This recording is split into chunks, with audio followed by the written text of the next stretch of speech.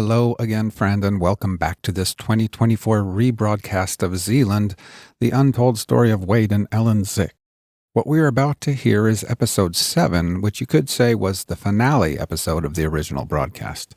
There will be one more episode after this one, however, because after the original series ended, I was contacted by Sebastian, aka Butch Feist, from federal prison. We arranged to speak via telephone, and Butch shared a lot about the night the murders took place. So that episode is yet to come, next time. Today's episode, as I said, was the original finale. Over the years, I've received a lot of emails and correspondence from listeners about how much they loved this particular episode, especially the second half and the ending of the season. I hope you enjoy it too. I'll be back again at the end. Let's dive back in. This is episode 7, chapters 28 through 31. Chapter 28, Guns and Piggy Banks. I went to Selby, South Dakota, where David and Butch Feist had gone to elementary school. The first people I ran into had been neighbors of the Feists over 50 years ago. A town celebration was going on that night, so there was quite a crowd. No. They were nice neighbors. I had a little bank, about that big piggy bank thing. Yeah. And I had all silver coins in it. I come home and it's gone. So I asked my mother, I said if she cleaned, it was down in the basement in my bedroom. And she said no, and I told her, I said, well, that my bank, stuff was gone. And then she said no, and then a little while later she said, I seen the two Vice boys come out of the house. Your house? Yeah. So Mother went over to Gladys, I think her name was. Yeah. And approached Gladys about it. And then she questioned the boys, I guess. Yeah, she did. And that, no.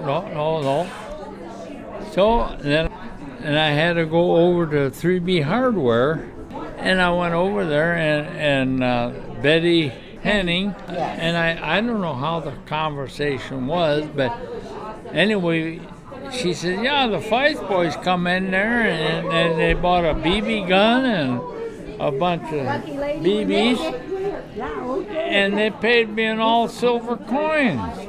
Oh! That's where they went. So I went home and told my mother. She went over again to Gladys. Nope. Well, 2-3 days later, Gladys came over and she said, yeah, the boys did it because she found that my bank, it was cut open.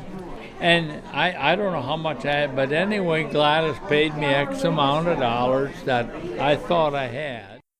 While corresponding with David Feist, I would occasionally tell him about some of the things I was learning about him.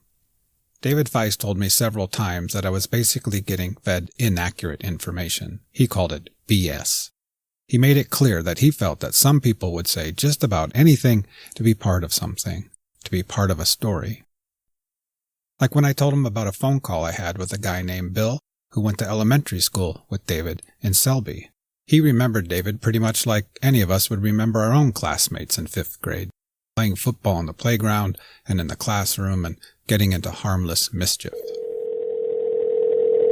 Yes, I remember David. I heard he went to prison. A bunch of us guys, there was a farm place just west of Selby. He had to go down a gravel road, and we got down there, and there was big haystack made out of hay bales, and we decided we were going to hollow it out and make a fort out of it, and that's what we did. And of course the farmer caught us, and we all caught holy hell for it. We had to agree to come back the next day and put all the bales back that we pulled out of the stack. And David Feist was with you? Yep, but he didn't come back to put the bales back. At which point Bill says he got a whooping at home. That's okay, my dad was the superintendent, I kind of expected it. And what did David Weiss say about this story?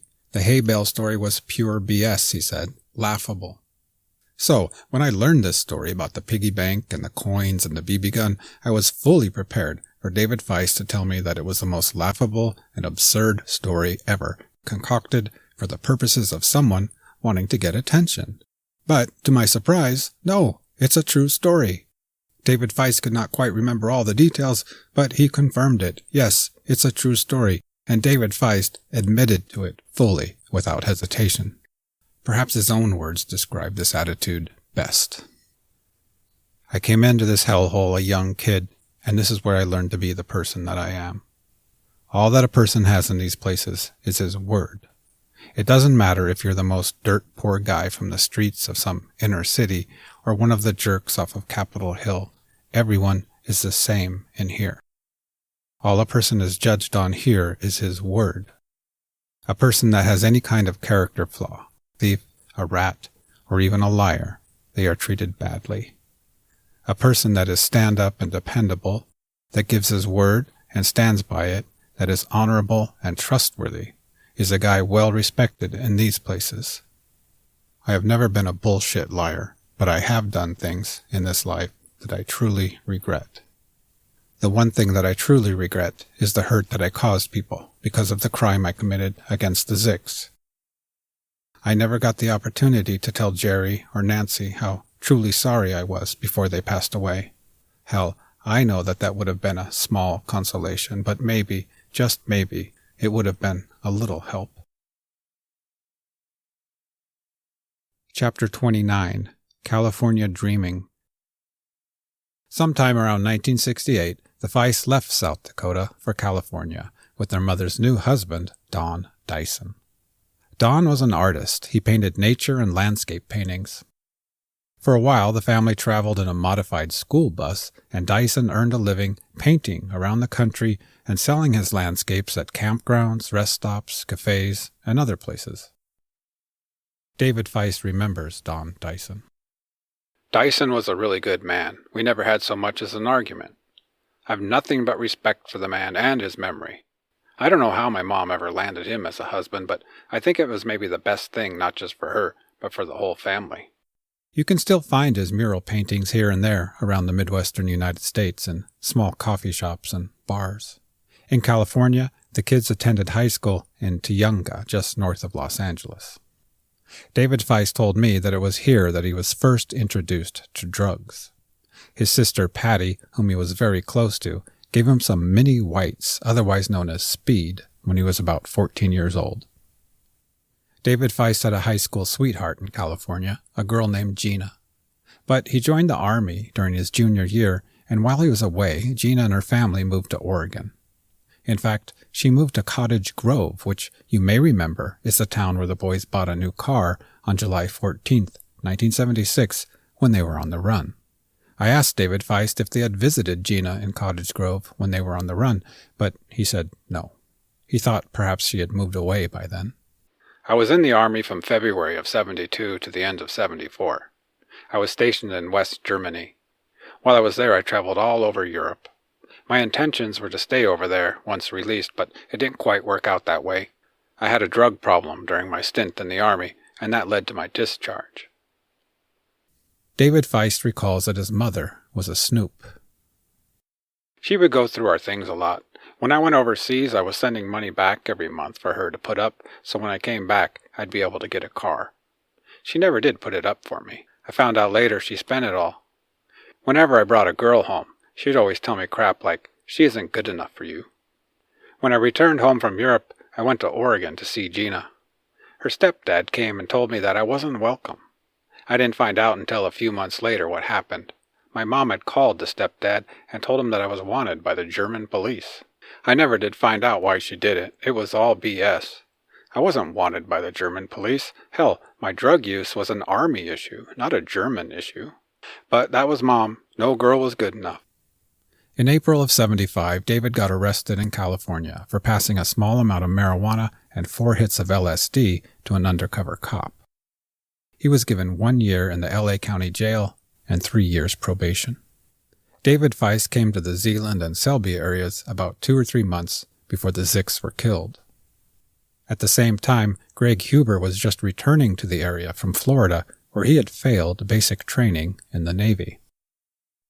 And so, in the late spring of '76, these three men convened. David was just off of a discharge from the Army and a jail term. Sebastian Feist had been expelled from Zeeland School. Gregory Huber sent home from the Navy with his tail between his legs. They were three young men at a fork in the road, and they had most of their entire adult lives ahead of them.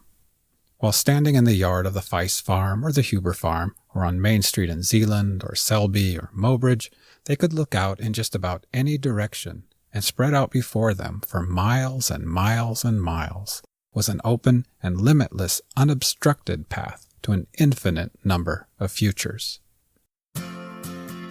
Exactly which path, which future to choose, that was completely up to them. I got a good heart, I got a bad hand, I got a weight hanging around my neck. It's what I'm loving, it's what I'm leaving, it's what I know and I don't know yet. I walk a straight line, but I'm drifting. I wanna roam, but my path ain't set. It's never easy, it's never easy, it's never easy to take the first step. Oh, that river, cold black river of sin. I said, oh, that river, cold black river of sin.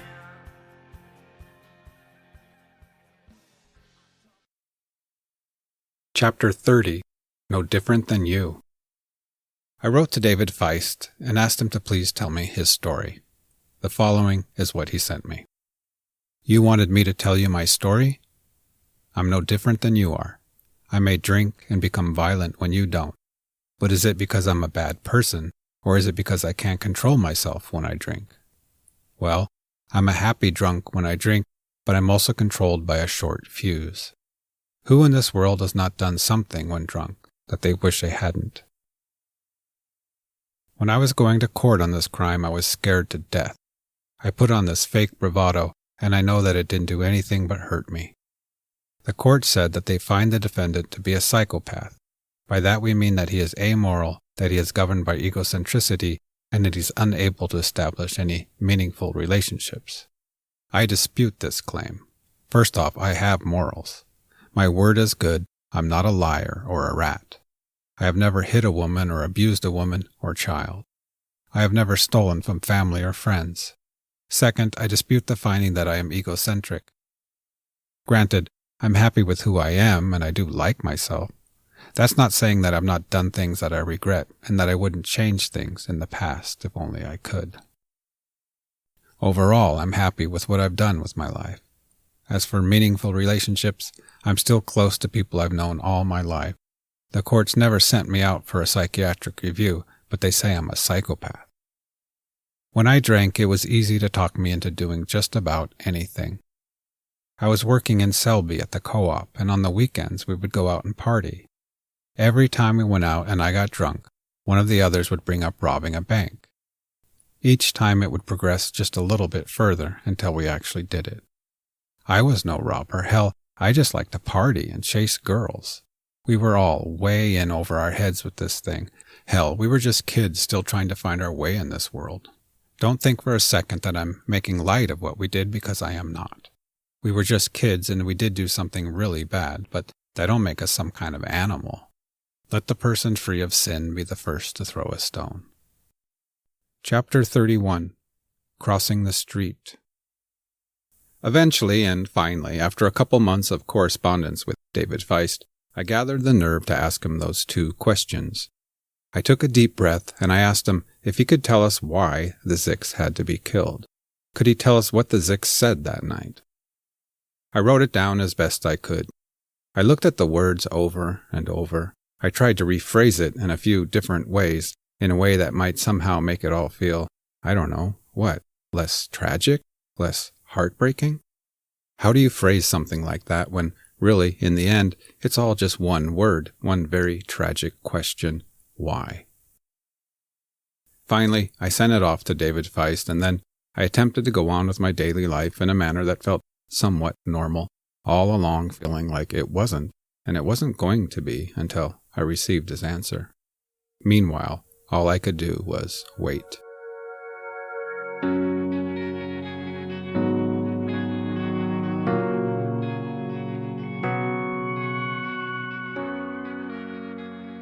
The arch. In a quarter mile, turn right. Here's the bank. No, that was Ben and Abby's house. Here? Yeah. Oh, because right here's the church. Yep. This is the Wald family, arriving in Zeeland by car from Bismarck. And they use those speakers to... Wade and Ellen's grandkids, Robin and her brother Mike, agreed to meet me there one Saturday. With them are Mike's wife, Tracy, and their 2 grown daughters, Megan and Haley, the great-granddaughters of the Zicks. I drove myself down, so I'm not in the car. I asked Megan to do some recording for me with her phone as they pulled into town. Isn't that the Those post weddings and their stuff there. I didn't originally consider going to Zeeland with them, but during a conversation in Bismarck, Mike, who was 9 years old in '76, he mentioned that he had always wanted to go to see the gravel pit where his grandparents had been murdered. Now, I knew all along that if I was to tell this story, I would have to see the gravel pit, but I was a little surprised to hear that Mike wanted to see it. It would all make much more sense to me later. So, we decided we would go to Zeeland and find it. As you shall see, we almost didn't find it, but then something, perhaps fate, stepped in. And if we were going to go to Zeeland to see the gravel pit, well, we should see Zion Lutheran Church, the bank, the Zick's home, the cemetery, and anything else that might just come our way. The great-granddaughters of Wade and Ellen Zick had never been to Zeeland. It was always something the family had planned to do someday. Apparently, that day had finally arrived. We arranged to meet at Zion Lutheran Church. It was at Zion Lutheran, of course, where it had all started when the Zicks didn't show up for church that morning. And it was at Zion Lutheran that the funeral took place 3 days later. We walk around the building, taking it all in. We find the church organ and the choir section. We lower our voices a little, as people often do when they are in church, some kind of unwritten code of respect for life and death, for God and loved ones past. And then Mike Wald becomes even more quiet. We find him standing at a window. He's looking out of the church and is suddenly a little bit detached from the rest of us. He's not really talking or engaging anymore. I feel a quick pang of nervousness in my gut. Maybe this whole thing was a bad idea. Maybe this day, this story, this podcast is just a bad idea. A tragic story better left untold. And then I realize Mike is not just gazing at nothing, he's looking at a house across the street. It's the house where the Wald family stayed during those first few days and nights.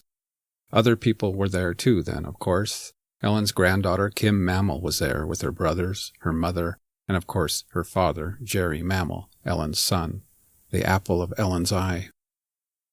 And it was in that house that Mike sometimes looked at the bedroom window and wondered if more bad things were going to crawl right through it. I remember suddenly that the 9-year-old Mike Wald didn't go to the funeral. He was held back by the very best intentions of loving parents, an attempt to protect him as any mother or father would want to do. And yet from that house that day, he could see it all taking place.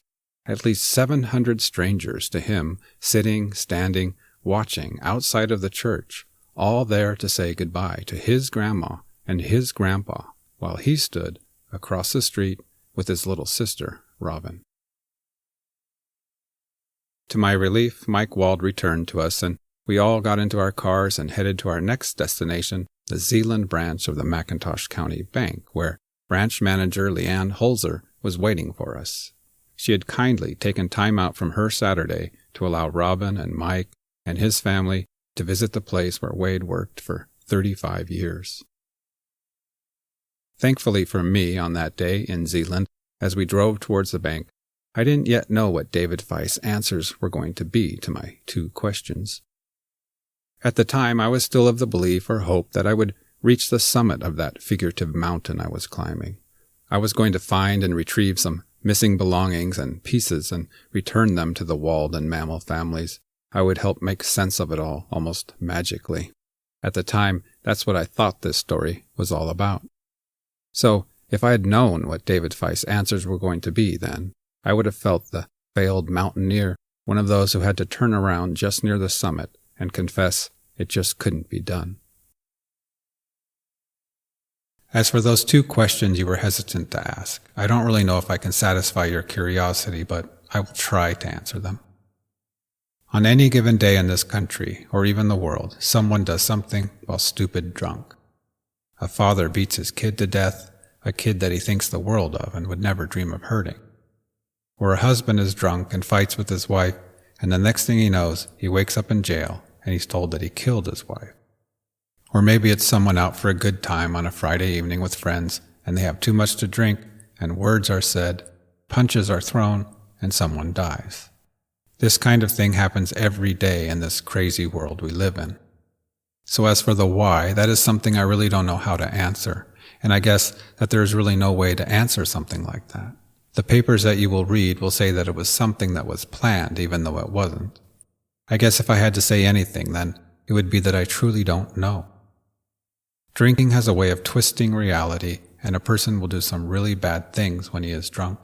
I wasn't someone growing up that was mean to animals or anything like that, and I wasn't someone that picked on others. Hell, I've always went out of my way to stand up for someone that others picked on. Anyway, I've questioned the why and the how so many times over the years that I can't even begin to count the times. I know that drinking was never good for me. I could be the happy-go-lucky guy one minute and then the asshole the next. I used to wish that I'd wake up and it was all just a bad dream. I don't know how many times I've heard people say that since I've been in here. I guess that all of us wish that we could do things different with the life that we have, but all we have is the memories of things we've done wrong. As for your second question, I don't really remember there being anything said by either of them. I seem to remember that there was something about not letting the vault door close. Greg was outside with Mrs. Zick, so I can't say if they spoke or not. Another thing I kind of remember is a statement about there being some kind of time lock on the little safe inside the big one. You try to play this thing over and over in your head, and you don't know if what you do remember is real or not. I can say that once it was over, it was scared shitless time, and all that any of us could think about was to run. We didn't know where to run, so we just ran. I didn't think for a minute that we would get away. Talk about bumbling, stumbling fools. We were the worst crooks in history.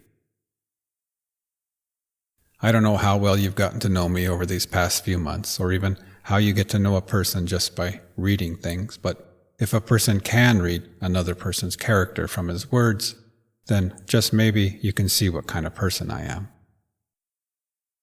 I'm thankful for David Feist's answers and for his participation in this project.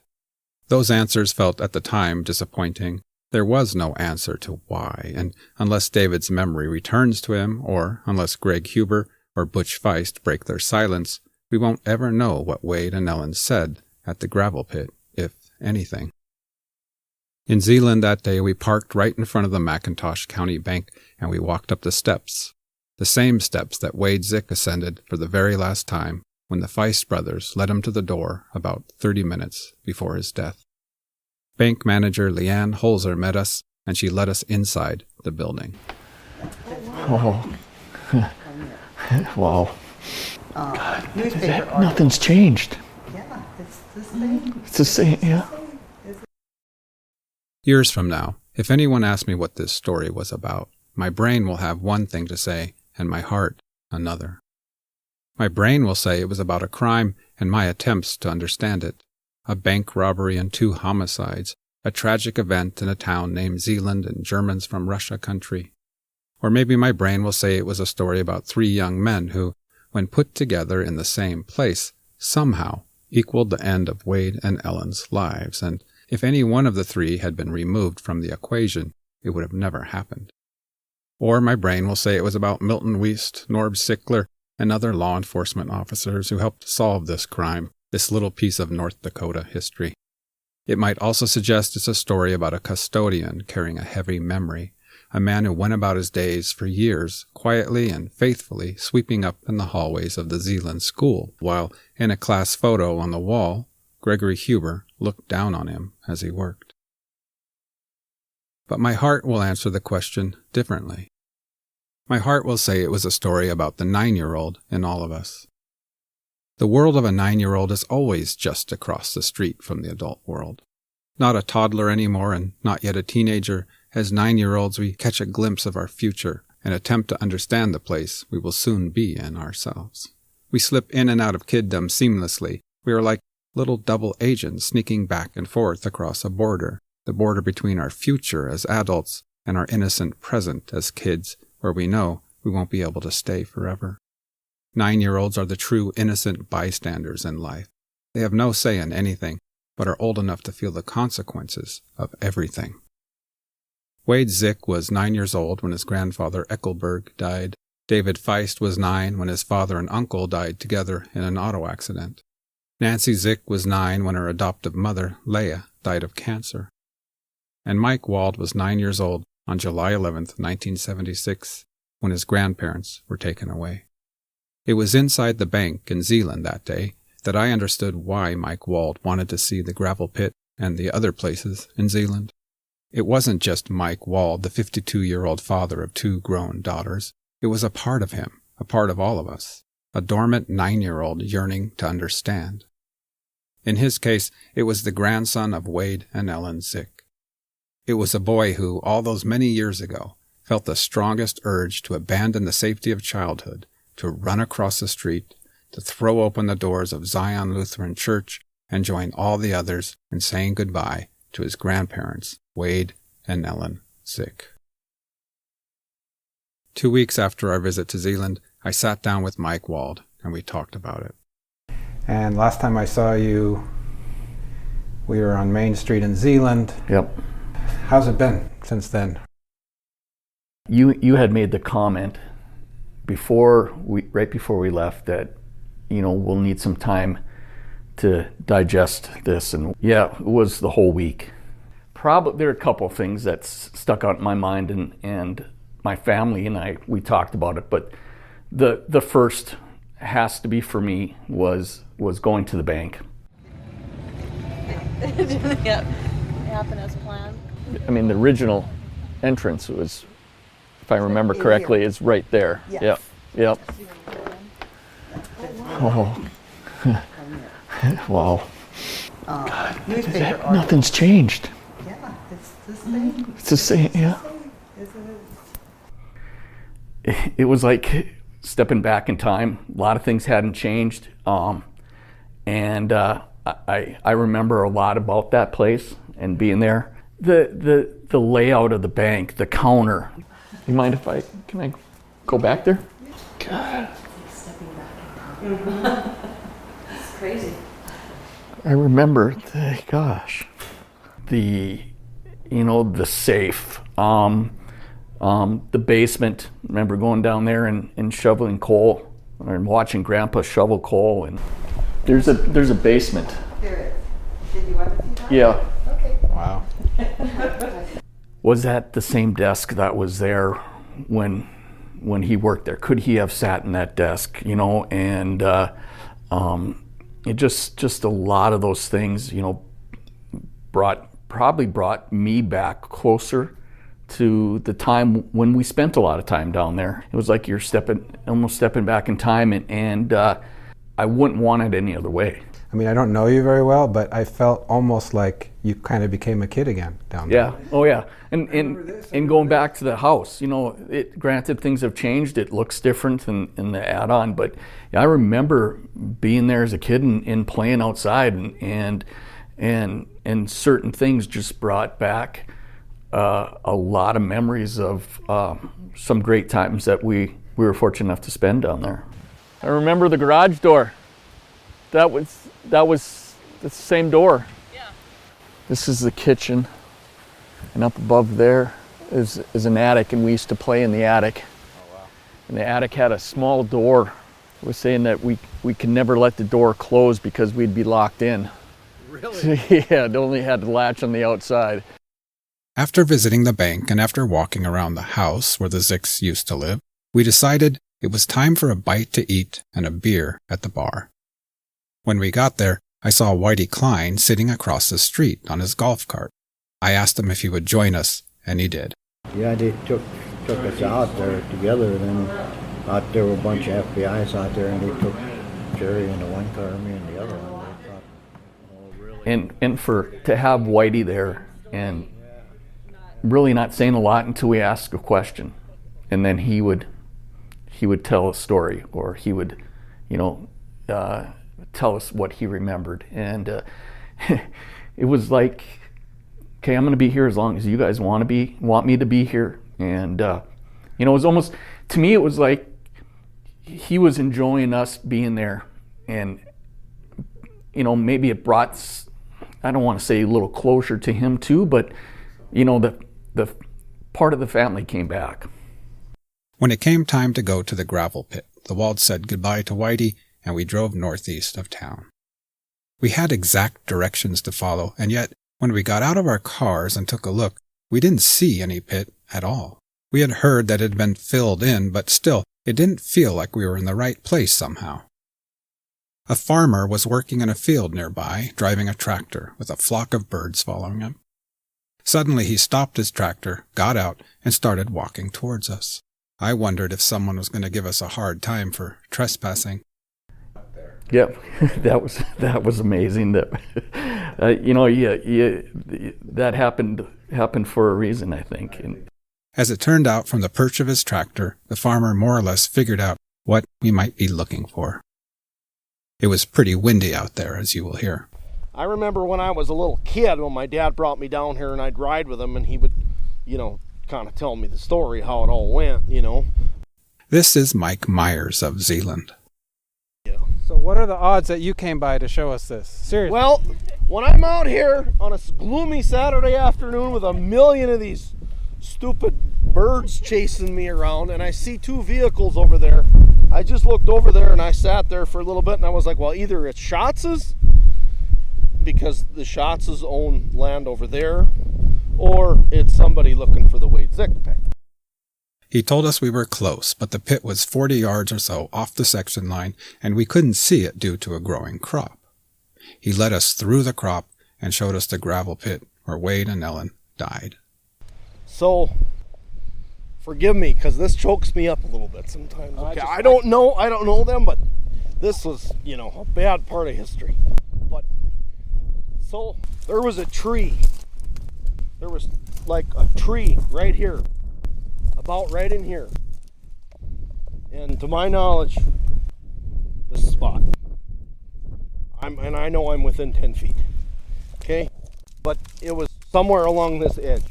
And this was all, we filled this in the early 2000s with rock. This was 15 feet deep.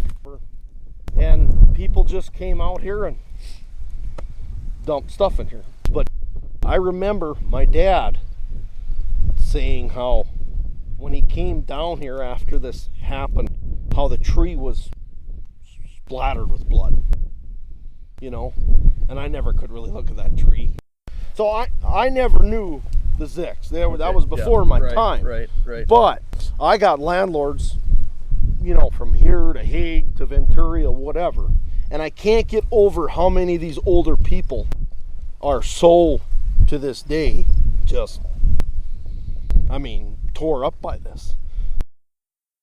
And the passion that he had about it was, again, goes back to the respect I think that the citizens of Zeeland had for them, and for what I'm going to say for what they did for Zeeland, so yeah, it was cool. We, fortunate enough to take a few tokens of the area with us, a couple rocks, and they're in our backyard now. So the farmer Mike Myers left us and returned to his work on his tractor. Before we left the gravel pit to travel to our last destination that day, namely the cemetery, I walked back to my car and gave the Wald family a few minutes to themselves at the place where Wade and Ellen died. And as this story comes to an end, I'm going to leave you, too, with your own thoughts, but also with a final thought or two from Mike Wald and his daughters. Thank you for listening and for joining me on this little journey to a tiny town named Zeeland.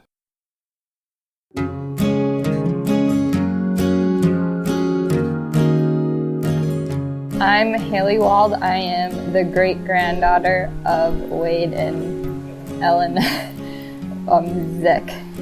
And I'm Megan Wald, and I'm also the great-granddaughter of Wade and Ellen Zick. So where are we? In Zeeland, North Dakota. It's our first time here. Kind of neat being here and knowing everything that has happened in our family. It's kind of cool being back. Yeah.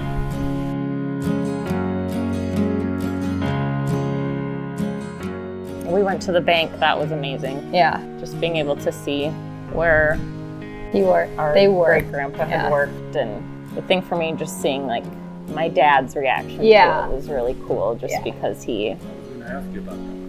Yeah. What's it like? I mean, did that surprise you? It surprised me just because of how much he actually remembered, and just to see it kind of all coming back to him just throughout the day, and him getting emotional was pretty emotional for me as well. I mean, I think it's pretty interesting that our great-grandpa was a teacher and that she's a kindergarten teacher and I'm in my last year of college to be a teacher. It's kind of interesting. A really neat experience all around. Information overload, emotionally overwhelming, but it was a very neat experience.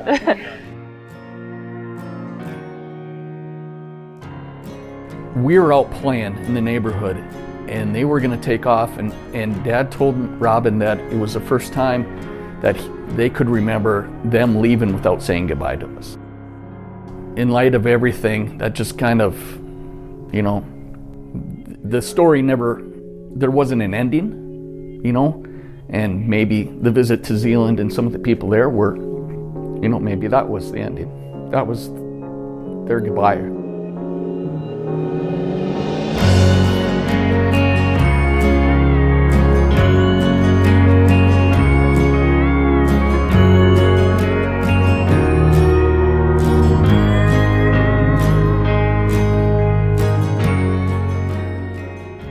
That, my friends, was the finale of Season 2, Zeeland. As I said, there will be one more rebroadcast episode after this with my telephone interview with Butch Feist from federal prison. I spoke to him after this last episode was produced. Spotlight Plus subscribers have access to some video of Butch and his brother Dave being led into the jail after their capture. And also there's some exclusive 2024 bonus interviews with Mike Wald and his daughters available. More info at dakotaspotlight.com. Thank you so much for following along on this journey. I'll be back next time with the interview with Sebastian Butch Feist.